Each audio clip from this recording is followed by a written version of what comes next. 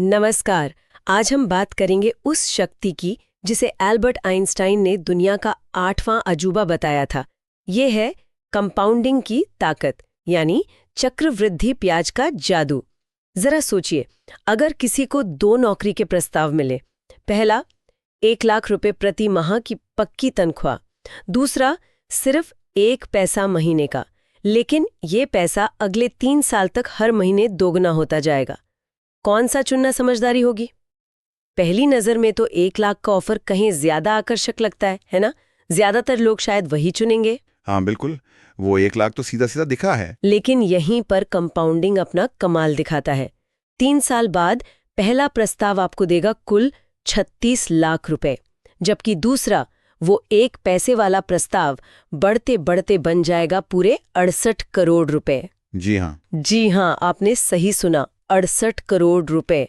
ये सुनने में अविश्वसनीय लगता है, पर यही है कंपाउंडिंग की चौंकाने वाली ताकत। बिल्कुल सही।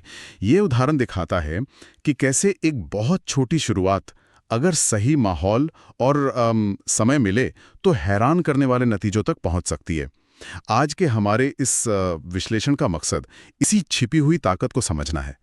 ये काम कैसे करती है, क्यों ज्यादातर लोग इसे नजरअंदाज कर देते हैं या इसका फायदा नहीं उठा पाते, और सबसे जरूरी, इसे अपने वित्तीय लक्ष्यों को पाने के लिए कैसे इस्तेमाल किया जा सकता है। तो चलिए इस गुत्थी को सुलझाते हैं।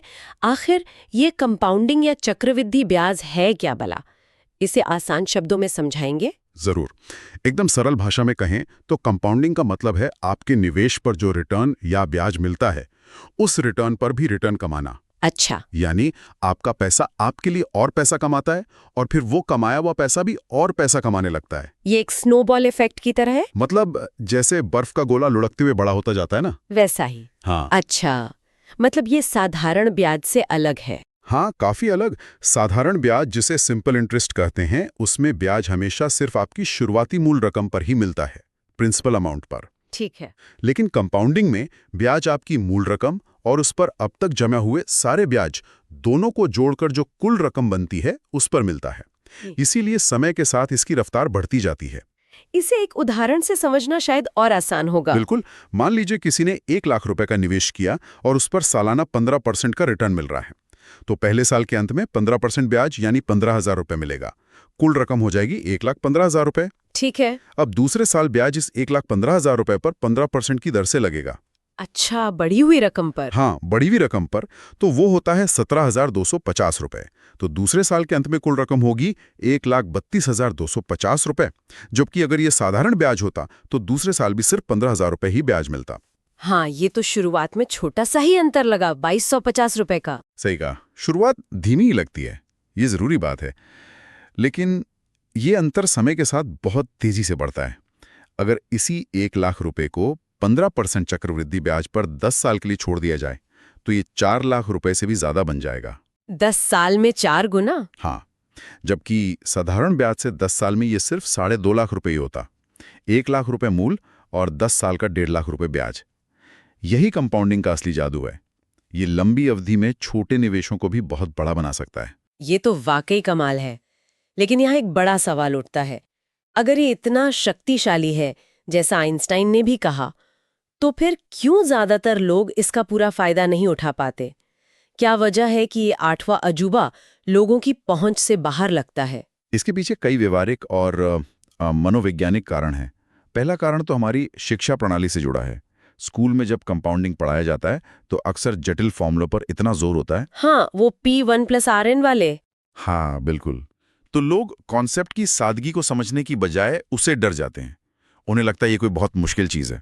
हाँ, वो लंबे चौड़े फॉर्मूले देखकर तो किसी का भी सिर चकरा जाए। सही। दूसरा कारण है इंसानी स्वभाव, मतलब तुरंत फल पाने की इच्छा, इंस्टेंट ग्रेटिफिकेशन जिसे कहते हैं। जैसे ही निवेश पर थोड़ा मुनाफा दिखता है, लोगों में उसे निकालकर खर्च करने की इच्छा होती है। हाँ बिल्कुल, सोचते हैं चलो प्रॉफिट बुक कर लें। हाँ, कुछ खरीद लेते हैं या छुट्टी मना लेते हैं।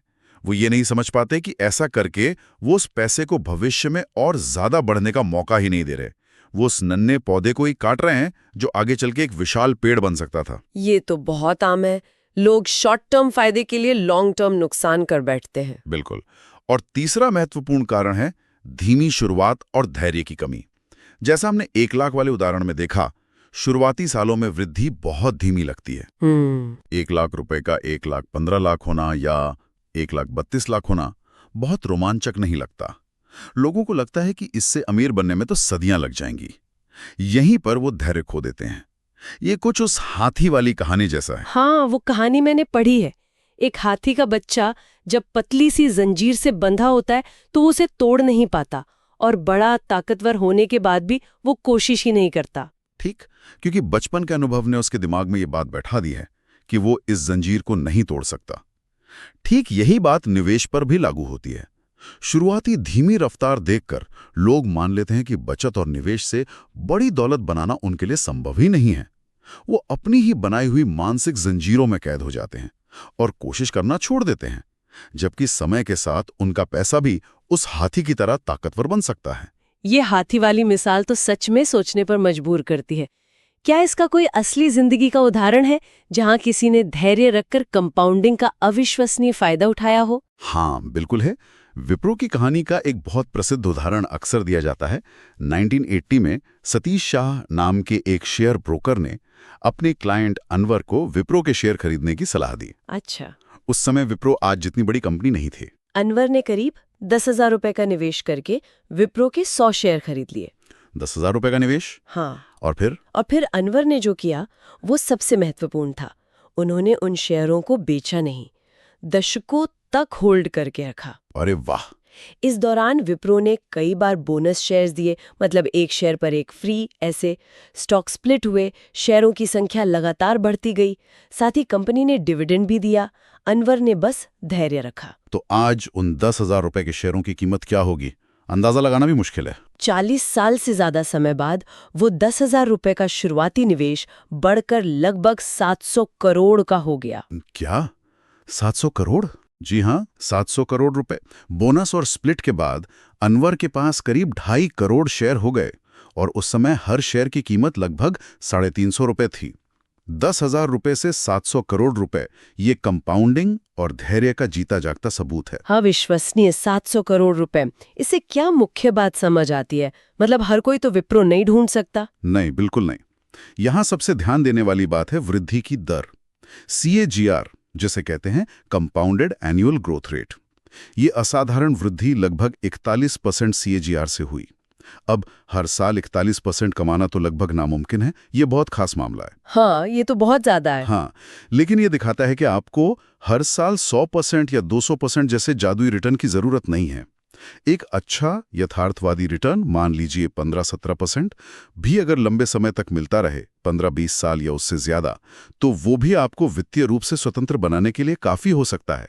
कुंजी है लगातार बने रहना और समय देना। और एक दिलचस्प बात यह भी है कि लगभग 41% सालाना की यही दर कई क्रेडिट कार्ड कंपनियां आपसे ब्याज के रूप में वसूलती हैं।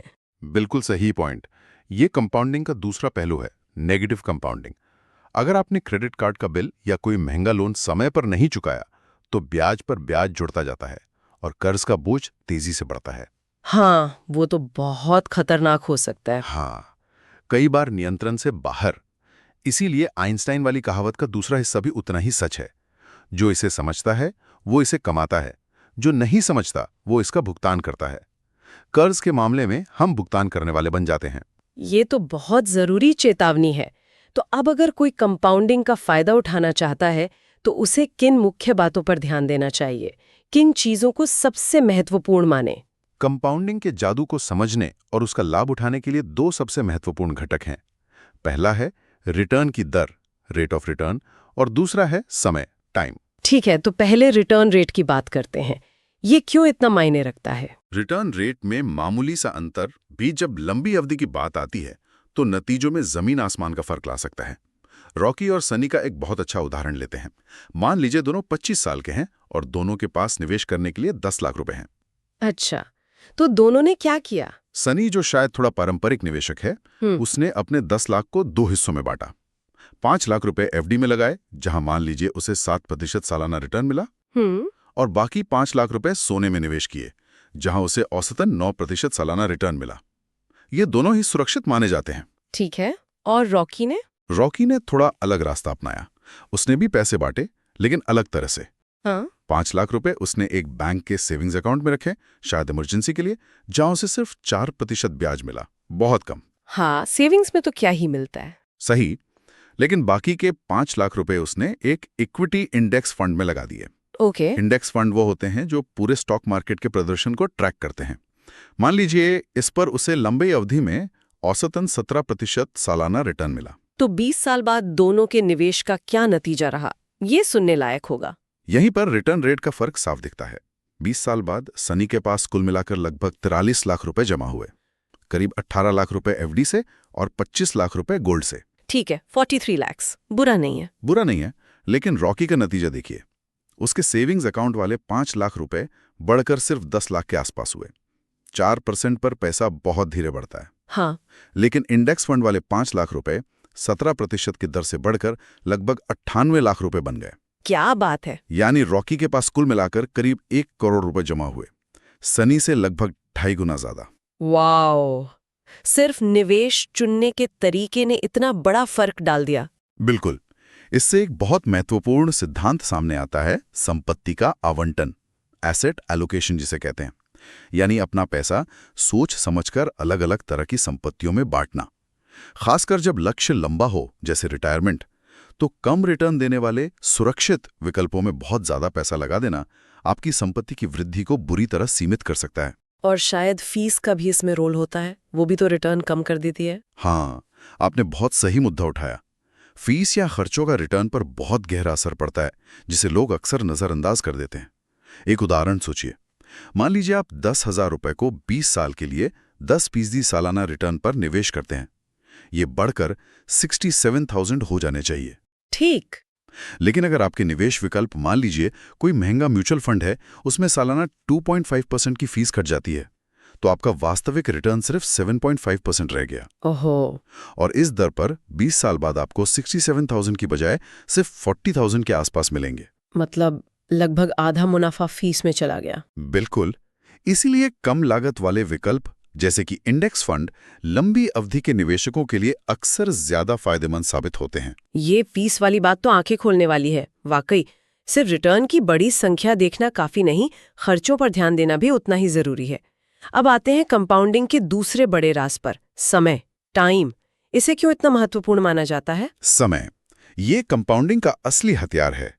कह सकते हैं कि ये रिटर्न रेट से भी ज्यादा शक्तिशाली साबित हो सकता है, अगर आपके पास ये ज्यादा हो। अच्छा, कैसे? इसे समझने के लिए फिर से रॉकी और सनी का उदाहरण लेते हैं, लेकिन एक अलग स्थिति में। मान लीजिए दोनों हर महीने 20,000 रुपए निवेश करना चाहते हैं।